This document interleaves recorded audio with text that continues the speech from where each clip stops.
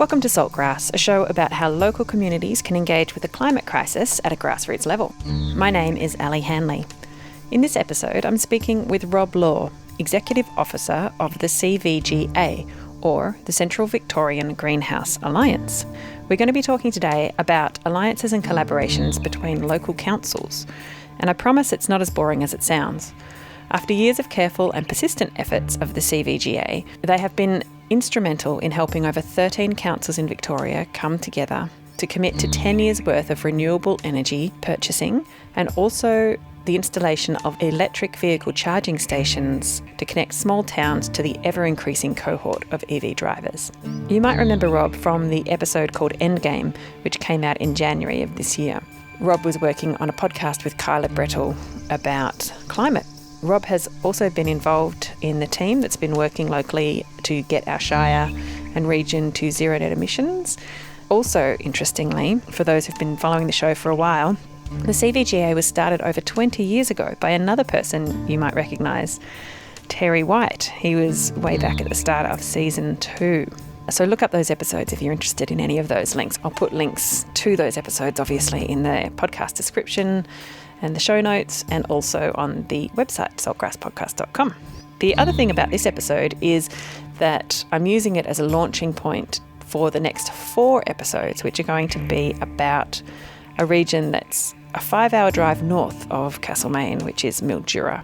So the Mildura region has been one of the councils that's been involved with the CVGA and has been working with Rob and other councils to achieve this bulk buy of renewable energy for council use and also electric charging stations. So I've been up to Mildura a couple of times this year and there's been some really interesting things going on up there. So the next few episodes following this one with Rob will be all about that region. So look out for those. As ever, before we begin, I would like to acknowledge that Saltgrass is produced on Jarrah Country. Jarrah Country is the traditional home of the Dja Dja Wurrung people who have been the custodians and caretakers of this land for tens of thousands of years. Always was, always will be Aboriginal land. Salt of the earth. Salt. Grassroots. Salt of the earth people. Grassroots change. Saltgrass.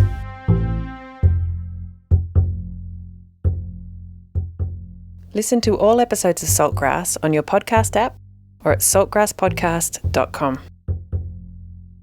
Can you tell us what CVGA is and how it started and how it's grown? Sure. So the Central Victorian Greenhouse Alliance is a regional organisation of local governments, and it's existed for 21 years now. So it's sort of managed to ride through, a whole range of flux in national and state climate action over the years and be really consistent over those 21 years in coming together and doing stuff at a local level. It was formed by a local man, Terry White, who I believe your listeners know. Yes. And he, with a few other people, got together and recognised that there was, off the back of the Millennium Drought in 2000, that there was a need to kind of look at doing things at a regional level. So rather than just each council and each community doing things by themselves and doing it alone, that they could actually do a lot more and have a lot more impact if they came together. So that was the origin of it, and over the first couple of years it started to formalise and became a not-for-profit organisation, and that's what it is today. It's been able to work through those 21 years and do some really great things through collaboration and what we call collaboration, which is where you collaborate and compete against each other and have this nice healthy sense of wanting to do better than the other council or other community. Yeah, sure. So my understanding of it was that it was largely council and shires collaborating, but is it groups that are not council are also involved? Yeah, so originally it started off being quite a motley group of organisations. It was a few councils. It was what was called the Catchment Management Authority. I think even Bendigo Bank was involved and the university. So it was quite diverse, but for the last 10 years at least it's been local governments. And so it's 13 local governments in our region. And does that simplify what the goals are if it's just local governments? Yeah, there's something nice about all of them being the same type of organisation that speak the same language, and they all have the same risk profile and processes, and they're all kind of a bit more patient with their own bureaucracies and that sort of thing, Sure. as opposed to trying to get all of these different types of organisations to come together and do stuff. It's quite challenging. Yeah, definitely. So what's the geographical size of this collaboration? So it's quite a large area of Victoria. It's about a third of the state, and it covers from sort of Bendigo across to Ballarat and up to Mildura. So there's 13 councils in that region. And it's really interesting because it's quite, it's very diverse politically, and the demographics across that region are very, very different from down in the south where you've got, probably more gentrified communities like Castlemaine, but also very small rural shires and very conservative farming towns, and politics across that whole region are really quite interesting and diverse. Yeah. Well, I'm going to be speaking with the Mayor of Mildura about their involvement, and I was not expecting Mildura to be as progressive in their council as they are, but I've got an extended interview with the Mayor and their Sustainability Officer, which I think will unpack some of that. Yeah, it's interesting because I think one of the challenges working in this kind of organisation over the years has been how you frame work around climate change, because it is such a diverse region politically.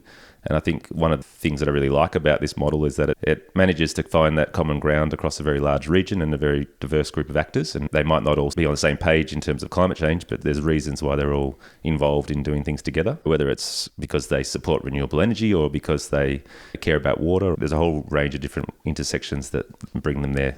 And so just for listeners who are not from Victoria, the geographical sort of size of what we're talking about, from Castlemaine, Ballarat's an hour's drive southwest-ish. Yep. And then Mildura's about a 5-hour drive north from us. The distances for me sort of become a little bit relative because I'm often crisscrossing all over the place. But I think the distance from where we live in Castlemaine to Mildura, 5.5 hours drive is a good sort of idea of the size of the region. And before the pandemic, a lot of these councils weren't using the internet very well. So I often had to drive for 4 or 5 hours to do a half an hour council briefing, so I'm very pleased that wow. So Zoom has been a great thing for and I noticed down below there's an electric vehicle. Is that yours? It is. So we bought that for the organisation a week before the pandemic hit, so it pretty much sat in the garage for the rest of that time. Disappointing. But we were also limited at the time by lack of charging infrastructure in regional Victoria, so we had this electric car but we couldn't actually drive around to our councils anyway. So I know that that's one of the projects we'll be talking about in a minute, that you have subsequently opened up across all these shires electric charging stations in strategic towns. That wasn't just solely for your own purposes. It was yeah, there's a little bit of personal benefit in there, I think. But yeah, I think it's really trying to make sure that regional communities aren't left behind as we transition to electric transport. And it's interesting because prior to those charging stations going in the ground, a lot of those communities and councils were really of the view that this was a city thing and not really going to affect them much. But since it's happened, it sort of seems to have opened up a huge area of curiosity and interest now. So it's been a really good advocacy tool just to have those charging stations actually go in the ground. And yeah, it's been a good thing. The main purpose of the organisation is to bring these councils together to collaborate on climate change with the view that you can achieve a lot more and have a lot bigger impact if you work together. There is something inspiring about zooming out to the regional level. When you're working at a local level, you can often sort of feel a little bit like you're slaving away at this very futile or very big problem of climate change. But I think once you connect up regionally, it seems to be at that level that you really start to see how you can make a difference. And we see that a lot in our members and the people that are involved with our alliance, is that they do feel this motivation that comes from being part of this bigger collaboration than just the work that they're doing at the individual council level. Absolutely. I mean, my show focuses entirely on what people can do locally. And I think it's why the show has appeal outside of our small region. But the idea is if everyone's doing this stuff together, then we will see really significant change. But it can. And I've been involved in the local ZNet movement and all of this sort of stuff. And it can feel like, even if we achieve it here, what does it matter if the rest of the world is not doing the same thing? Yeah, absolutely. And I think that's the thing that you start to see at a regional level is the ripple effect. And you can see how not only what you're doing locally affects the region, but how your region actually impacts other regions too. So that's the excitement, I think, about that level of working together. Once you go to the state level, it gets a bit harder to see how you kind of see through the politics. And how your actions influence other actions. But at the regional level, it's a bit more tangible, I think. I guess you also get to see the eyes light up moment, that moment where people go, this is something that could really happen here. And it becomes personal and it becomes relevant to people who perhaps thought it was out of their reach or unachievable in their region. Yeah, absolutely. I think there's a process of normalisation that goes on. You see, another council or another town doing something and they're quite similar to your town, or you can relate to them a bit better than you could say if the city of Darebin did something in Melbourne. So I think there is this process that starts off in one small area and then starts to balloon out from there. And climate emergency declarations are one example of that. We saw that start in the city, but gradually it got picked up by a few rural councils, and Mount Alexander, our council, declared one, and then Mildura Council declared one. So that, I think, process of normalisation is really important. And I think the more that places can see relatable places to themselves doing stuff, then that opens the door for them, rather than jumping straight from something that Melbourne has done. There needs to be stepping stones. And so I think this model that the CVGA has is starting to be picked up elsewhere, like globally. So I suppose to start with, the model was picked up in the late 2000s by other regions around Victoria. So now Victoria, all of the councils in Victoria, and there's 79 of them, are part of these regional alliances that work together on climate change. And so over the years, we've, more and more, we've all worked together to be quite a strong network statewide. And then in the last few years, that's gone into other states now. So we've had Queensland, WA and New South Wales all talk to us and learn about the model, because they're in the process of setting these up in those states as well. So that's really great. And also in places like Toronto, we've had calls from City of Toronto to investigate the model because they've been interested in it, and even in California. So it's sort of starting to, ripple out from that simple idea that Terry had back in 2000.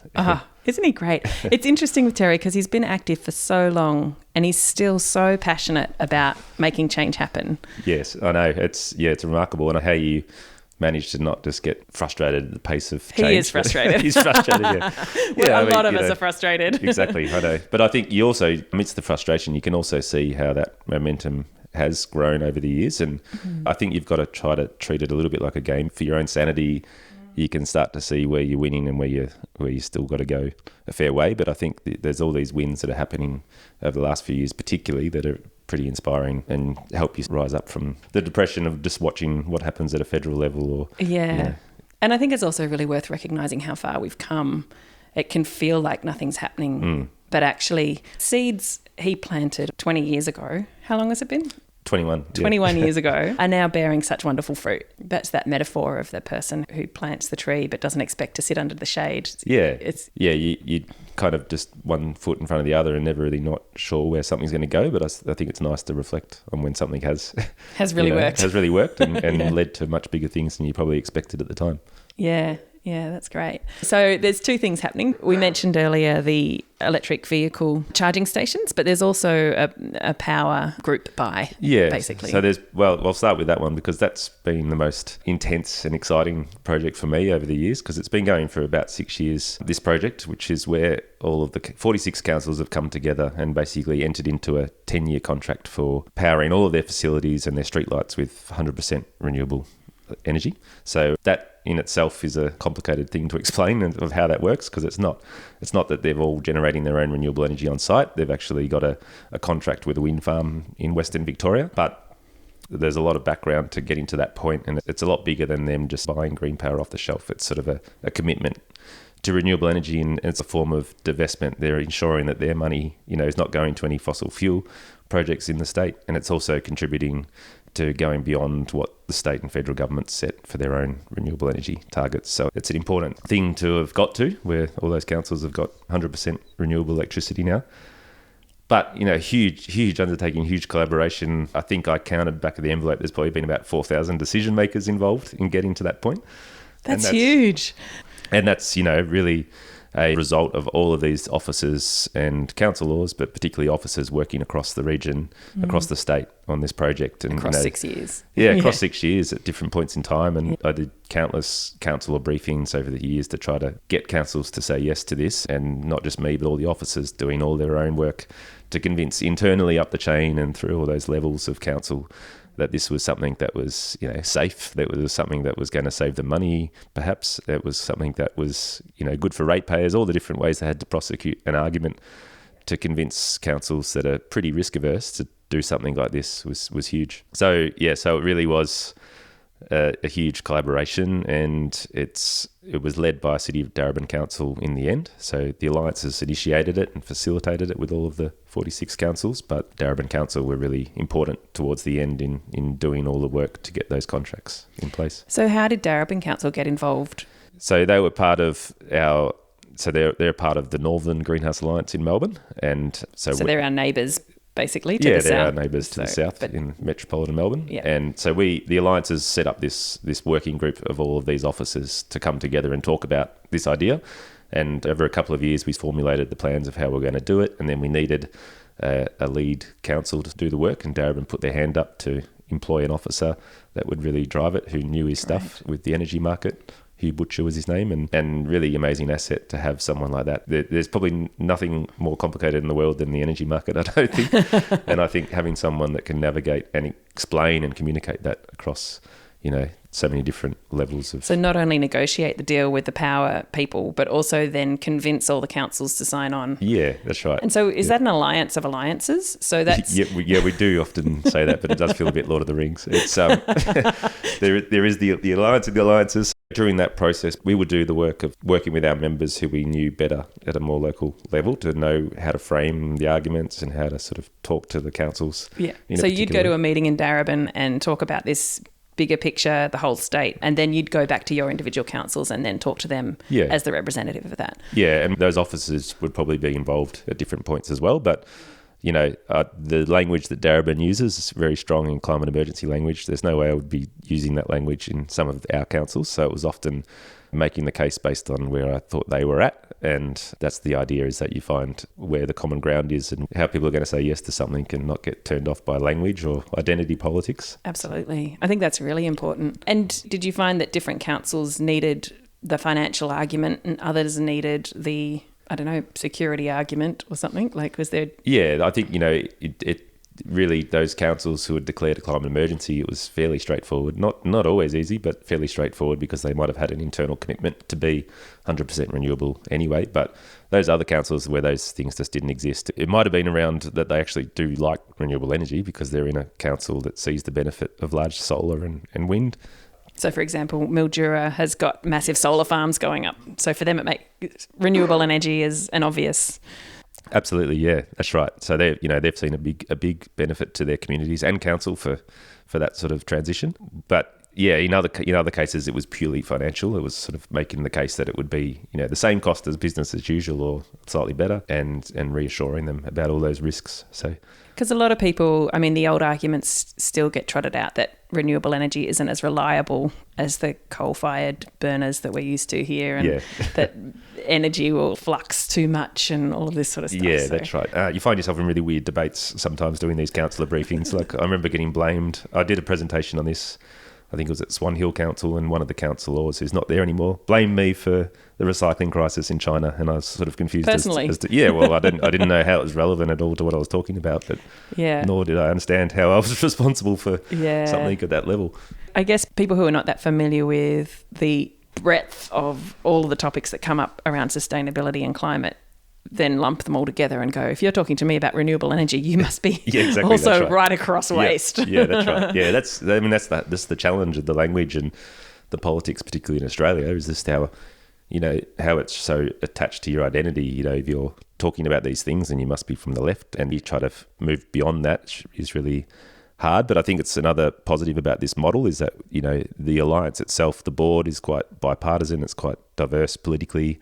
Members of the National Party, Liberals and Greens are all sitting around the table together and in a fairly unconfrontational way making ambitions and decisions that are pretty much on the same page as each other. So I think that's the advantage of sometimes working at the regional level, is you seem to be able to avoid some of that more toxic politics that happens both at a very local level and at a very higher federal level too.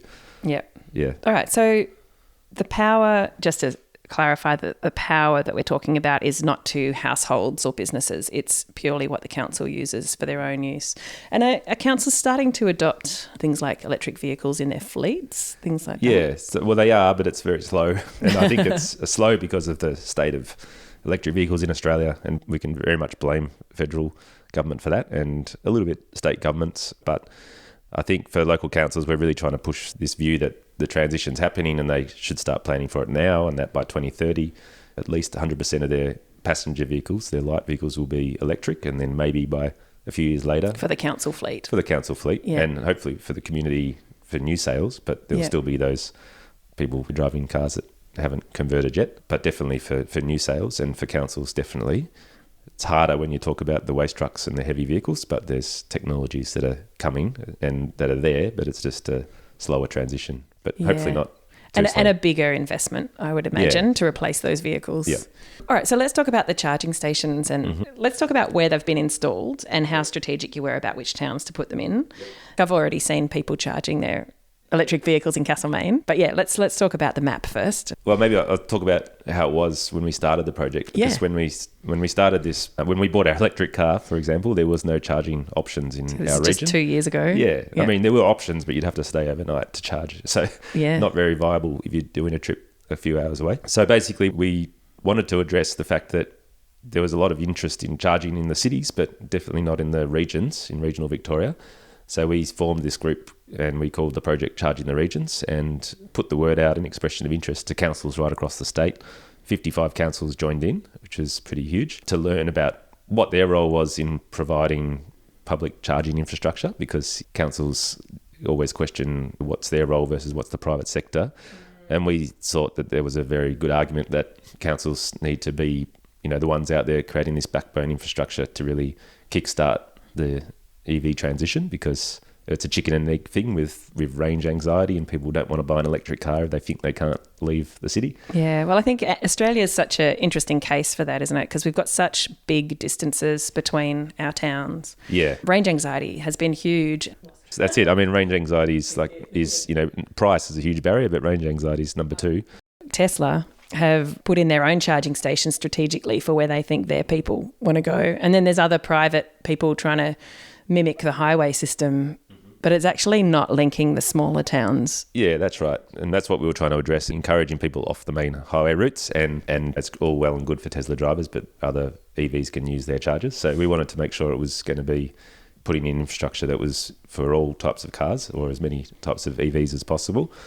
And it's interesting digging into the history. Councils used to own the first petrol stations, and pubs and pharmacies used to have Bowsers out the front. So they were very different to what we've grown accustomed to with petrol cars, where you go to a dedicated spot to fill up your car and then drive on.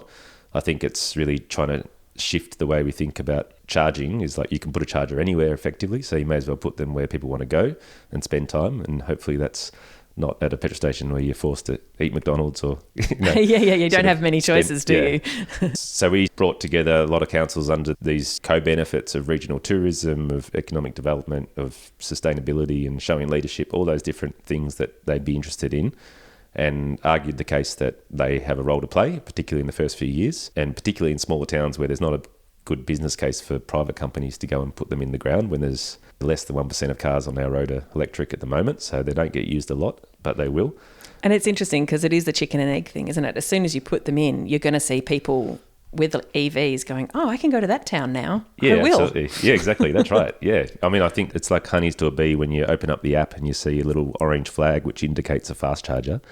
If you drive an electric car, that's where you go, and you'll definitely drive an extra 50 kilometres to avoid going to a slow charger if you can go to a fast charger, even if you stay there for longer. But yeah, I think it's part of the attraction is that you're allowing these towns to be included in the transition. And it really is something that I've noticed is every time I go to charge, someone will come up that's walking by that's really curious and want to know about them. And I think that happens to every EV driver. I actually saw that. I saw someone with a Tesla at the Castlemaine EV charging station, the new one.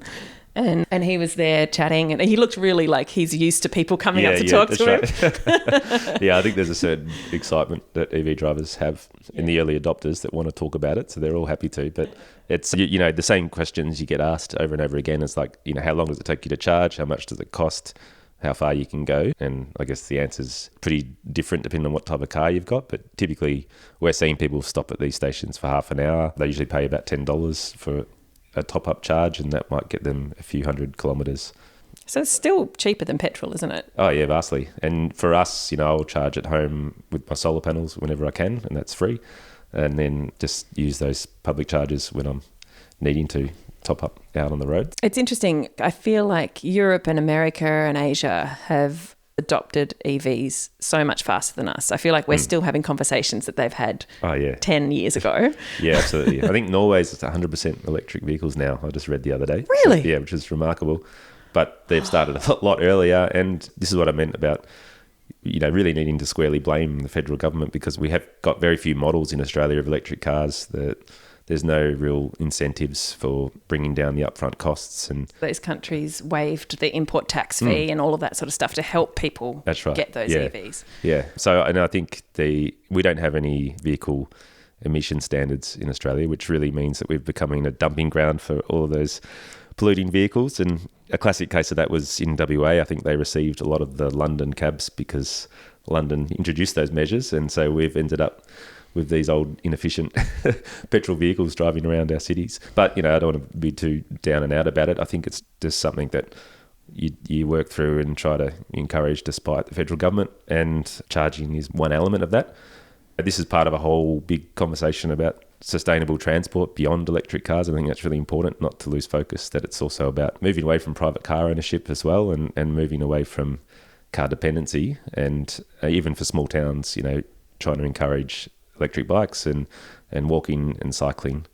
And I think electric public transport as absolutely. Well. And car sharing. Yep. There's some really good models in our region. Bendigo's Beehive Group, the villages that they're doing up there where they're trying to introduce more car sharing for electric cars. So Bendigo's a large regional city just half an hour north of us. So they've got multiple sort of suburbs, really.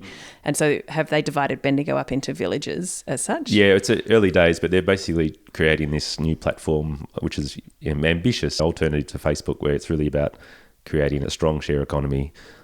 And that's called Beehive? It's called Beehive, yeah. And there's also Hepburn down half an hour south of us who have been doing a second-hand electric vehicle bulk buy for some time now as well. We covered that too, the Good Car Company. Yeah, so all these little things help. But, I think one of the silver linings of the pandemic, and I don't want to talk it up too much because there's a lot of people still going through stuff with COVID and things, but I think it really has helped people value walking and cycling infrastructure locally a lot more now, and I think councils as well have been responding to that. We've seen councils all over the state put up pop-up parks, or they're putting in new infrastructure that they've got state and federal funding for better walking and cycling. So when you're limited to your 5Ks, when you're in a hard lockdown, you still have a park to go to and walking. And it's really shown up the inequity of that, because there's wealthy areas that have really nice places to walk and nice shady routes in summer to get from A to B, and then in the poorer areas you're really exposed to the elements and you're kind of a lot more concrete. Yeah, and that idea of this is all about this bigger conversation, not just about electric vehicles, but this transition is all about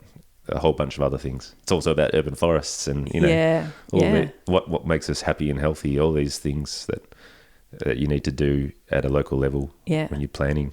Absolutely. And hopefully the pandemic is also going to mean that some people are going to be able to stay with online meetings rather than driving 5 hours to get to a half-hour meeting as you used to do. That's right. I definitely hope so for myself.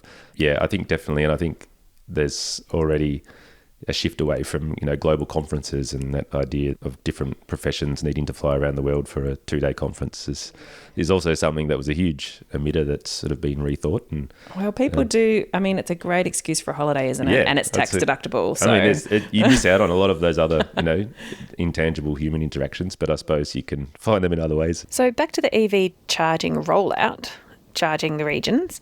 I think I asked this before, but we kind of skipped it. So how did you guys think about placing the EV charging points? Was it really considered? So with the Charging the Regions project, we're rolling out 23 stations across regional Victoria at the moment, and there's some in small towns like Oyen and Sea Lake and Robinvale, which are very, very tiny towns, but they're very far away from anywhere else. So they're really important to get that coverage. And so we worked with councils to try to work out how do you identify the best site for an EV public charger.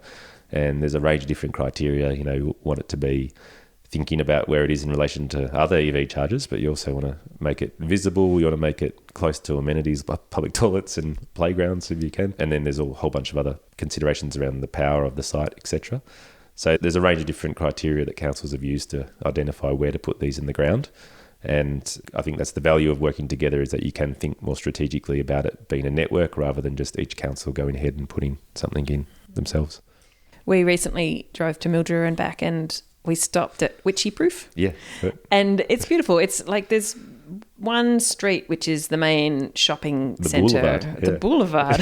I didn't know it was called the boulevard. That's nice. And so it's just this stretch of shops, and it doesn't go for very long. It's a very small town. And then around the corner, they've got a beautiful green park, public toilets, and the charging stations. And we just stumbled across them because we were like, oh, we need the loos. And then there's the charging stations. And I was like, this is great. It is great. And I think it is great because it opens it up for those communities to think about it, that they're involved in this transition too. And there's a lot of excitement and pride, I think, that they've got one. And they'll just see more and more people driving all sorts of different types of electric vehicles. Yeah, absolutely. Yeah. And that's a brand new one that only went in a week or so ago. So you must have been one of the first people to see it. Yeah.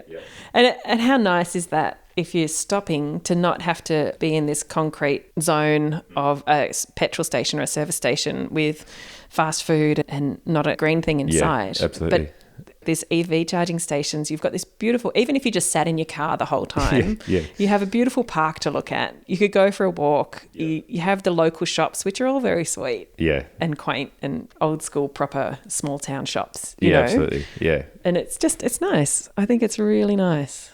And you could do that for your whole trip around Australia. You'd never have to stop at a servo. No, that's right. Yeah, you'd always maybe to pump up your tyres. Yeah, you'd always get a better deal, I think. Are there air pressure pumps at the EV charging stations? But good suggestion. But okay, no, great. not yet.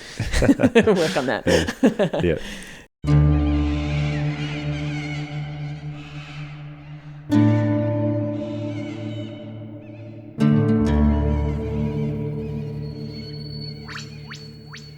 How did you first get involved with climate and sustainability and environment stuff?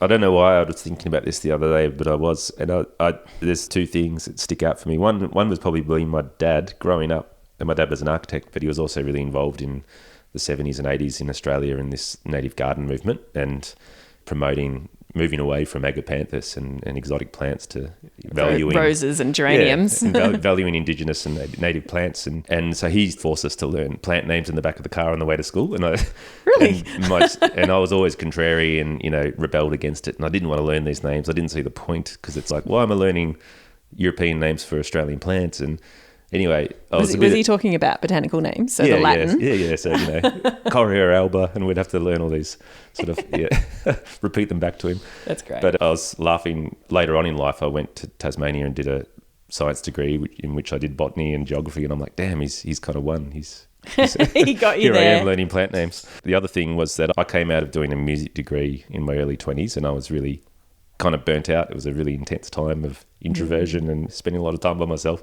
So I did a really amazing adventure as a young 21-year-old and went to South America, to Ecuador, and worked on conservation projects for 5 months over there. So in the jungles and up in the Andes. And that for me was really what hooked me into this whole other world of science, conservation, climate change. It all started back then. But it was also really interesting projects because they were about community-based conservation. So it was all about people and how people interact with the environment. And so that's what got me interested in geography, human geography, and then ending up in this role, which is still about people and how we relate to where we live and our impact. So all those things coalescing, and I ended up in Tasmania, and then I ended up in Darwin, and I spent a lot of time in Darwin doing science and environmental related stuff.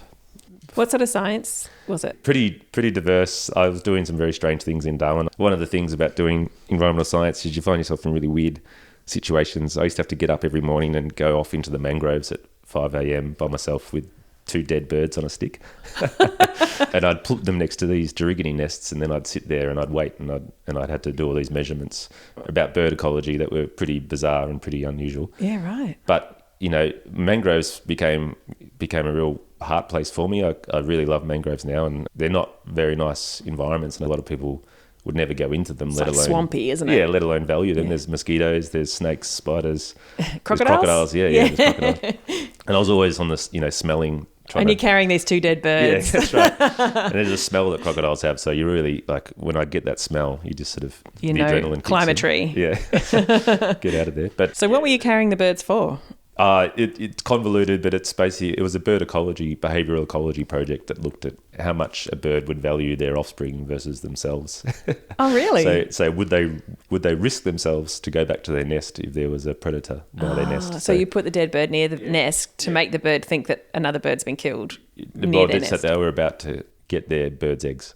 And it was a very strange project, and not one that I came up with, but one that I was asked to do. That's really bird psychology, isn't it? And it goes into well, there's that, but it also goes into this age-old argument about whether or not animals are self-conscious or aware. Yeah, and so it's this really deep psychology, existential. Yeah, I know, and a lot of projection probably going on with the person that came up with it. But yeah, you do find yourself in all these interesting places, and I did some time in Borneo in a conservation project, and in East Timor, and a lot in Northern Australia. So really good fun when you're in your early 20s, and enough that I've kind of got it out of my system. I think I don't need to do those sort of really exhausting pursuits anymore. But yeah, anyway, long story short, I ended up back in Melbourne working for these greenhouse alliances. So I started in the Metropolitan Greenhouse Alliances before moving up here 5 years ago, and took over this organisation. And what's your role officially here? It's executive officer, so CEO effectively. We have a board of 13 councillors across the region, one from each of those councils, and then we also have a number of staff that work on different projects, one of them being Joe Captine, which I think you've interviewed before as well. Yep, with MASH. Yeah, with MASH. So we get a lot of projects come in from grant funding and employ people on a needs basis. You started out as a musician, and then you ended up in ecology and science, and now you're sitting at a desk behind a computer all day. Yeah, that's right. Yeah. Do you still make music? So I don't sit at a desk all day. I've got 4 days a week I do this job, but I do a lot of music still, and music for film primarily. And I did work on a film nearly 2 years ago now called The Magnitude of All Things, which was a Canadian film about climate grief. And very biased, but I love this film and think it's really amazing, and that everyone should see it if they have a vague interest in climate change and dealing with these types of things. And because of COVID, it's been a really slow rollout across the world, and it's been bubbling away in Canada and Europe and America, but it's finally been launched in Australia at the Sydney Film Festival in November. So you can go to it in Sydney. We're working on a plan to have it at the Theatre Royal here in Castlemaine, so that'll be good. And the owner of the Theatre Royal actually sang on the soundtrack, so she's got a vested interest in showing it. Oh, there's a whole community of people. Right. So where does the filmmaker themselves live? So they're Canadian. Her name's Jennifer Abbott, and she did a film called The Corporation back in 2000 that was all about corporations, obviously, and the ethics around the corporation, and so really important film. It had a big legacy that came with it, I think, around rethinking capitalism. But this story is much more personal. It's about her sister who died of cancer, and whatever you tell anyone the plot of this film, people will really want to see it. But I think it's the parallels between her grief around her sister and her grief around the planet and climate change. But it's done in a really nice way. It's very diverse in the viewpoints. It goes to the Amazon, it goes to Greta Thunberg. It's got lots of different people in Australia talking about loss and how they're sort of rising up above that. So ultimately, it's inspiring. It doesn't sound like it. But it's not cathartic. A huge downer. Yeah. And I found it really cathartic working on it because, it's heavy in parts, and it was very heavy making the music for it. But I came out the other end feeling much better for it. So, Yeah. Allowed you to sort of go into what you're feeling a bit and release it through the music. Yeah. Oh, beautiful. Well, I look forward to seeing that. So what's in the works for the CVGA? What are you guys working on next? So the other project is Community Sparks, so looking at community batteries in our region, and we're looking at across 8 different councils where these batteries could go and what sort of models we might have where the communities can own them and get benefits from them. So that's early stages, and we're just really kicking that one off. We're just starting that with our main partners, Hepburn Wind, who have been very active in community energy for many years and lots of successes, and the partner councils, so the 8 partners. Do you feel like the councils that have been involved have had a good experience so far? That there's a lot of trust that's been built, and now that these things have actually happened with the EV stations and the power bulk buy, do you think that they're now more on board? Yeah, I think that's a good thing to reflect on, is that these things work because you start small and you build trust over time, and that trust is hard won and easily lost, as they say. But I think that councils, particularly, more recent years, they've done some really great things together. They did the largest street lighting upgrade project in Australia, in our region, many years ago, which can sound boring to other people, but it's pretty significant in terms of emissions reductions. So what did they do? They changed all the street lights about 25,000, I think, street lights to LED. They were very energy intensive globes that were before that. How many people does it take to change a light bulb, I think, is a good question when you're doing these projects, because they become very complicated and there's so many different actors involved in actually changing a light globe. Yeah, but you need an entire council and all of its staff to change a light globe. But they're huge, big benefits from emissions reduction and councils saving themselves money. And also, light output is actually better for biodiversity. And there's a whole bunch of other benefits too, and safety and all those things. But, as I say, not particularly exciting, but it's one of those things that built councils' trust. And then they moved on to other things. And in the renewable energy agreement that they've just done, these are things that show them that it's not just about an information sharing network. It's actually that they can actually do things greater than they could do by themselves.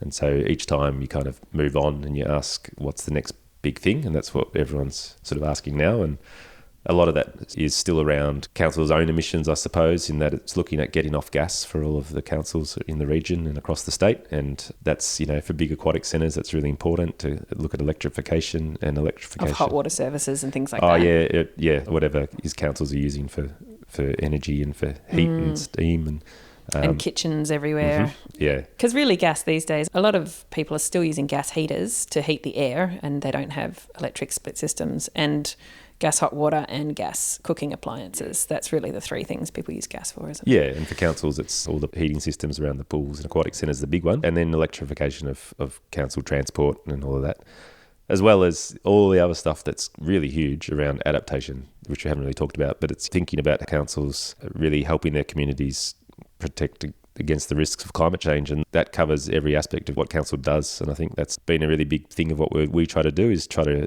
really make the point that this isn't just a little issue that your sustainability officer has to deal with. It's something that's right across the board, that your CEO, your finance manager, your community development, assets manager, they all need to be thinking about climate change, and they all need to be making decisions about climate change in the work that they do.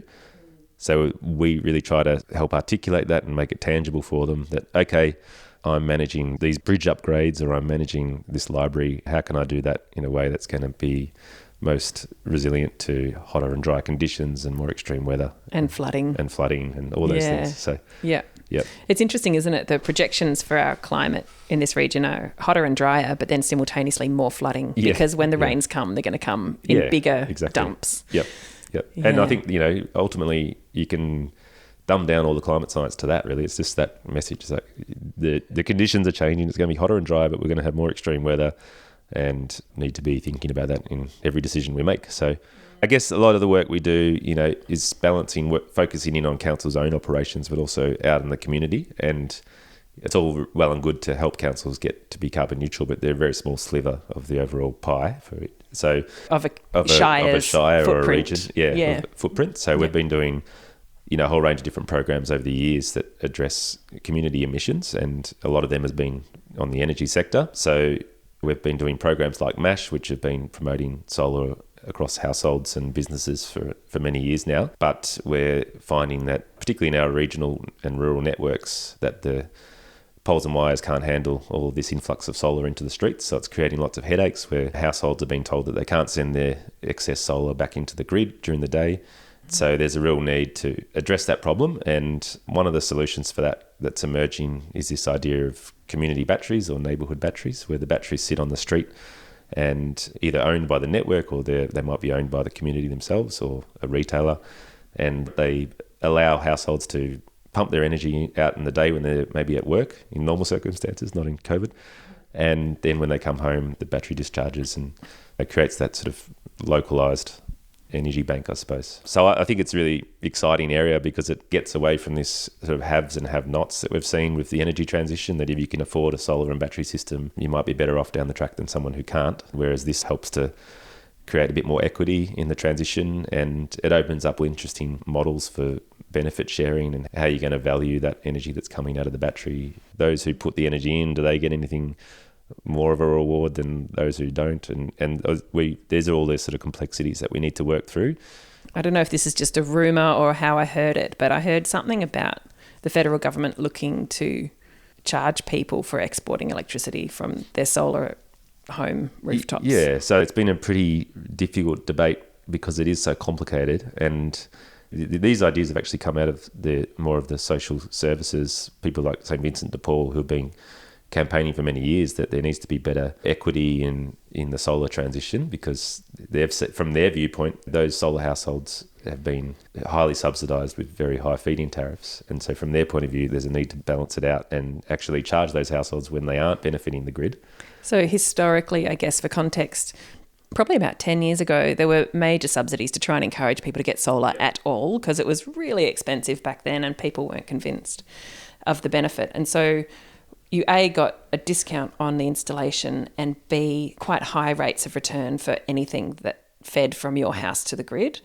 But then the uptake was so much more than they thought it was going to be, that there was this massive flood of interest.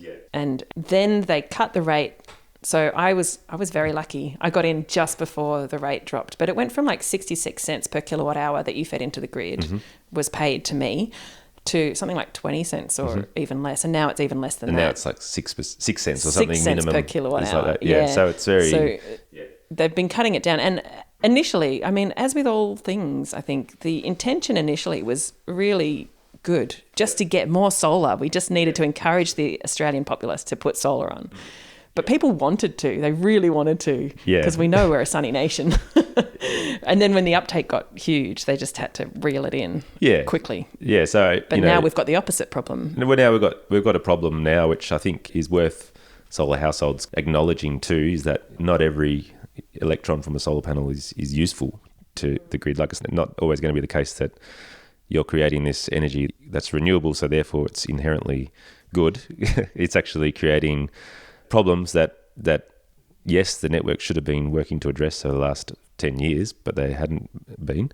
But I think now we need to sort of say, okay, well, going forward, how can we manage this transition so that everyone benefits? They're not lumping the burden of paying for network upgrades or paying for the costs of the transition on the poorer households. And also, just for context, with the grid, because we've been coal powered for so long, we've got this massive one power plant that powers the whole state, which affects how all the wires are laid out. This is the infrastructure problem. Yeah, so it's always been one way. Energy's flowed one way from the generator through the transmission to the distribution to the household. And now we're actually got energy flowing in all directions, and it requires a pretty radical rethink of the grid that we have.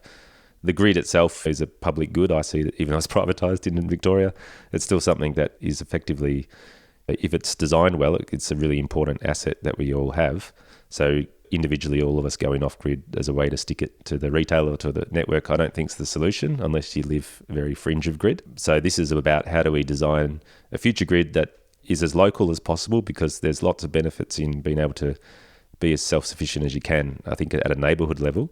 And you're more resilient to, big freak storm events that will happen more and more, that we've seen knock down big power lines in South Australia and then leads to blackouts in Victoria. So the more we can localise and see distributed energy happen in these small neighbourhood scales, the better. So I think that's we're sort of looking at, a whole range of different ways to make that happen. But community batteries is just one exciting new frontier, I think. And it also just makes electricity much more efficient. We get more out of it. When I was interviewing Joe from MASH, I hadn't realised it. And this is the sort of stuff that I think the general populace maybe doesn't really understand, the nitty-gritty of how our power system works. But the further the electricity travels, the less you get. So it dissipates the further it goes. So to have a local battery that gets fed locally and then bounces back to the local community is probably the most efficient, aside from your own rooftop solar being on your house. It's a really efficient way to make electricity happen. Yeah, absolutely. Yeah, you're right. It gets lost through heat. And interestingly, back in the day, a lot of these towns powered themselves anyway. So it's sort of going back to the future a little bit. They might have had a butter factory or something that generated its own energy and had excess that it spread to the town. And as electricity arrived in these towns, there was no transmission networks, because that was a technology that was invented in Germany many, many years later and was brought over to Australia. And that's when things radically changed, where you had this much greater centralised system of generation far away being transported over vast distances and getting lost in the process. So it is a little bit going back to those ideals that we had. in the early 1900s. And so I think that's probably what's going to be interesting, is just how we can do that at a local level in this really complicated energy system. There's all these different players in it at the moment. There's all these different regulations and rules about what you can and can't do. So you're constantly trying to disrupt the system a little bit to see what is going to stick. And some things won't stick and some things will break through and create a whole new way of thinking about things. But it's going to be messy, and I think it's going to be messy for 10 years. We're so aware of how powerful the fossil fuel industry is in terms of influencing our politicians and what they decide to create as the rules for all of these things. Yeah, absolutely. Yeah. Oh, yeah, you see that time and time again. New energy market rules are introduced by small players and they get a lot of momentum behind them, but at the 11th hour they'll get shut down by two big incumbents and two big fossil fuel retailers. But those cards are falling, and I think we've seen, more and more that those big players are losing out, and they've probably never been so vulnerable. So that's sort of an exciting time, I think. Yeah. Yeah. I just find it fascinating that companies can't figure out that their business model isn't going to work and change. It's been really clear for 20, 30, 40 years that fossil fuels aren't going to be the solution forever, and that they're creating huge problems for the world generally in terms of emissions. And these companies have had a lot of time to know that. Yep. And then maybe become a world leader in wind or solar as well as doing the fossil fuels. But none of them have really done it. Yeah, that's right. But it's like, if you're a good business person, surely that's what you do. Yeah. I heard an interesting thing the other day about how, we often see them as recalcitrant or slow, but what typically happens is that they often sit back and let a lot of the startups test and disrupt. But in the meantime, they're always planning in the background to do the transition, but they're trying to wait it out until those until the technology's proven, all the failed attempts have happened and not through them, and then they jump in and then they sort of dominate. And I think that's what Apple did, many years ago with smartphones as well. They waited and watched a lot of these innovators and disruptors, and people were like, "Why aren't you moving with the times?" And they were, but not in public eye. So it's hopefully that sort of thing is happening, but at the same time, I don't really want it to be a situation where they just come in and buy up everything. They do have a big wholesale shift, and they're the big powers going forward. It would be nice to be a bit more democratic in how our new energy system works. And I really like what you were saying earlier about the importance of, especially as climate change happens, the need for localised power sources that are not 100% reliant on a massive grid far, far away, and that individual places have, even just as a backup, these stations that can help keep power up. Because in bushfire situations and the heat of that, if people don't have power, like the heat alone, if they can't run their aircon or do whatever, it can be deadly. Yeah, I think this is the big arguments for what we do in our region, and what we get buy-in from is this idea of energy resilience or energy independence. And we're doing a microgrid project, so looking at two towns in our region, Donald and Tarnagulla, and they're quite remote and they're very vulnerable to those sort of things happening because they've got one skinny line coming out from Bendigo, hundreds of kilometres, that feed them their power. And they've got great anecdotes where they've lost power for 2 weeks and all their water pumps are down.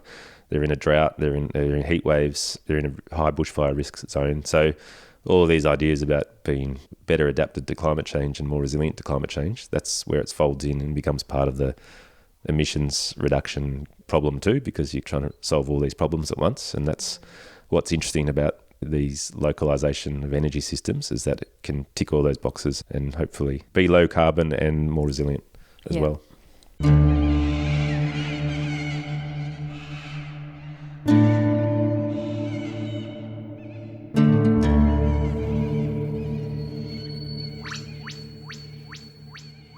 And that's it from us today. You've been listening to Saltgrass. My name is Ali Hanley, and I have been speaking with Rob Law today from the Central Victorian Greenhouse Alliance, or the CVGA. Don't forget there are links to all of the things discussed, including the CVGA and all of Rob's great creative projects. And any of the previous episodes of Saltgrass that were mentioned, I've got links to all of that in the show notes, in the podcast, and also at saltgrasspodcast.com. For those of you listening on Main FM or 3MDR, please note that you can listen to all episodes of Saltgrass on your preferred podcasting app. If you can't find Saltgrass on your podcasting app, please contact us and let us know, and we'll see what we can do to make it available for you. You can follow us on Facebook and Instagram and YouTube, and please subscribe to our email list to get reminders and updates about the show. Again, you can do that by going to saltgrasspodcast.com. This program was made possible with support from Main FM and the Community Broadcasting Foundation. Find out more at cbf.org.au. Thanks for listening.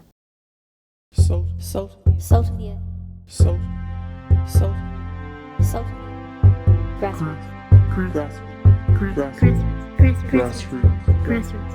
Salt of the earth people. Grassroots change. Saltgrass.